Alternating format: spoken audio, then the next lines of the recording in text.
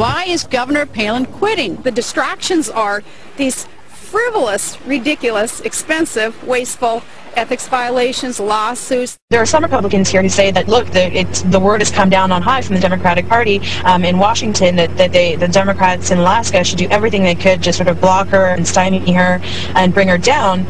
Democrats, of course, here say that's not true. I don't know any of us who are paid to blog. I mean, no. Everybody has a day job. This has just been sort of part of the... We love it. Yeah, I'd love to be paid. According to some people, we actually are. Obama gives us back rubs and says, way to go, girls. My check from George Soros is still stuck somewhere, in the Cayman Islands.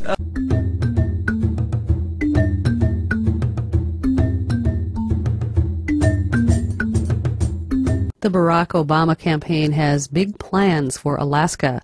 Pete Rouse, deputy campaign manager for the Democrats' national campaign for the White House, told reporters today that the state is one of 18 targeted for this year's election. Rouse has personal connections to Alaska.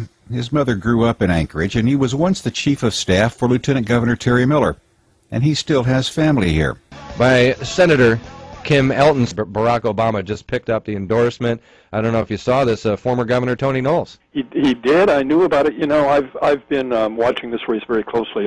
One of my great friends and somebody I talk to a couple of times a month is Pete Rouse, who's chief of staff to Barack Obama. So This has been a fascinating year watching what's happening back east. Are you an Obama man, Senator Elton? I'm a big fan. Are you really? I am. Is that an official endorsement right here on the Aaron Selbig Show? Well, you know, I guess we could call it that. Really? I've not done it anyplace else, but absolutely, I kind of weighed in with a couple of contributions this last year. But yeah, you've made it official now. Trooper Mike Wooten says he has been offered $30,000 from a tabloid to tell this story. The Obama campaign has contacted his union. Governor Palin may be fresh off her vice presidential speech, but now she's facing another ethics investigation here at home. This one is from a complaint filed by the union that represents Alaska state troopers. Now, it should be said also that Linda Kellenbeagle is not the official Democratic anything. So she's asking for accountability. She's asking the party to sort of like stomp up here and smack down this local blogger when she really has absolutely nothing to do with them.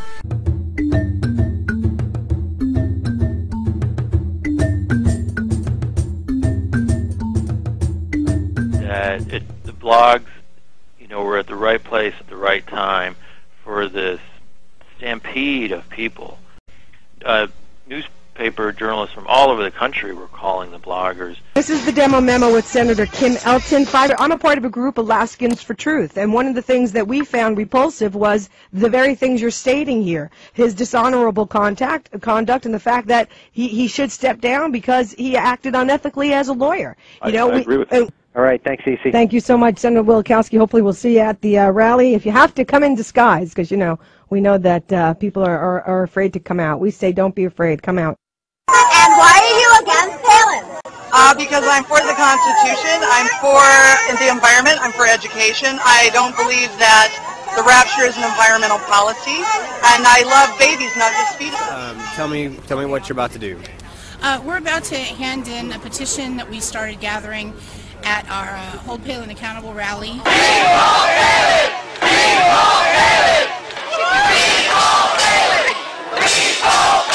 I don't know. I kind of like the word impeachment.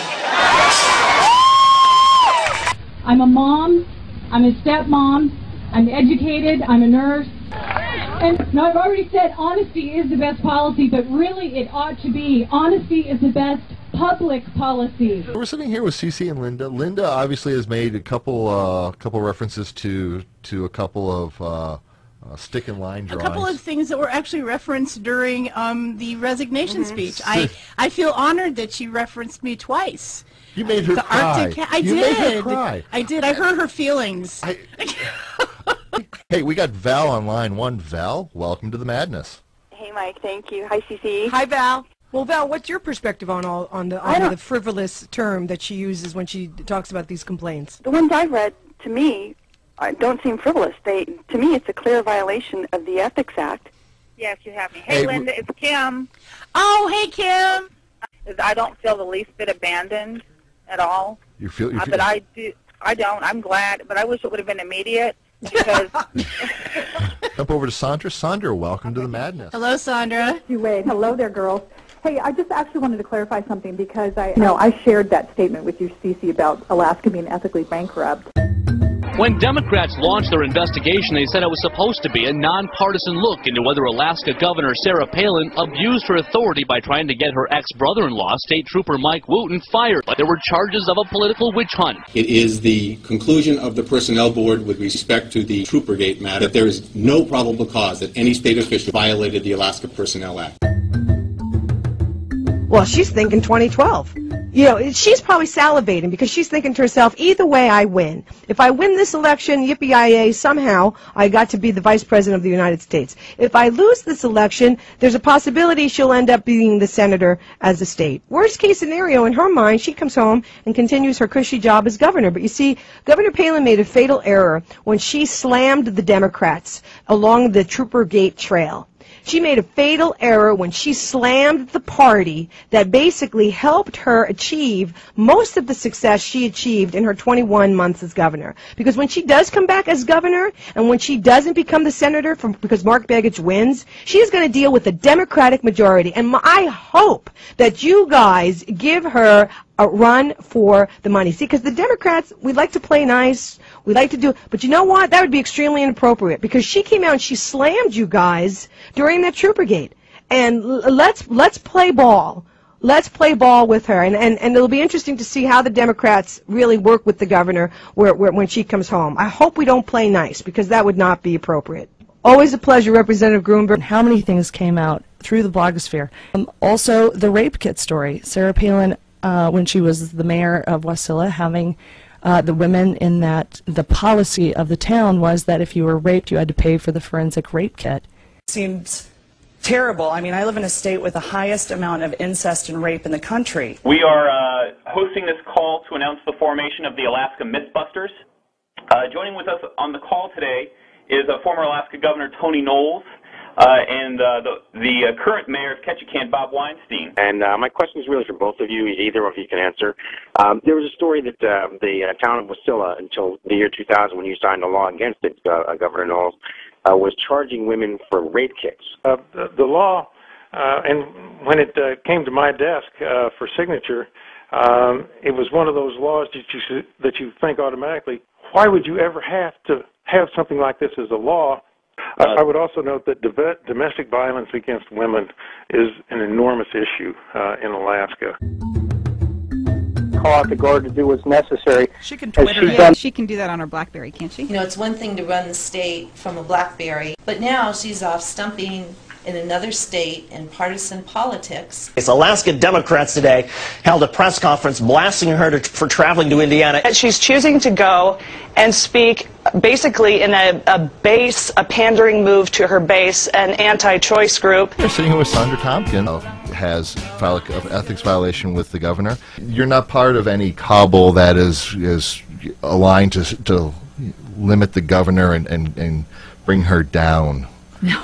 You saw the trip going outside to Indiana to speak at a convention as part of Sarah PAC and viewed it as something that needed to be called and at least brought to the Ethics Commission's attention.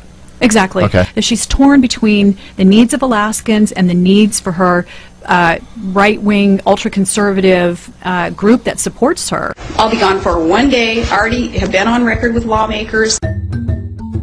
State Senator Kim Elton has resigned to become the Director of Alaska Affairs, the Department of Interior in Washington, D.C. This is the demo memo. Representative Sharon Sisna is our guest. Representative Les Garrett, Senator Elton, joining us live from June. I had a radio station show. I was fired. And I started blogging. And because I was starting to write, I was able to get back on the radio. I was on Air America every night as a reporter.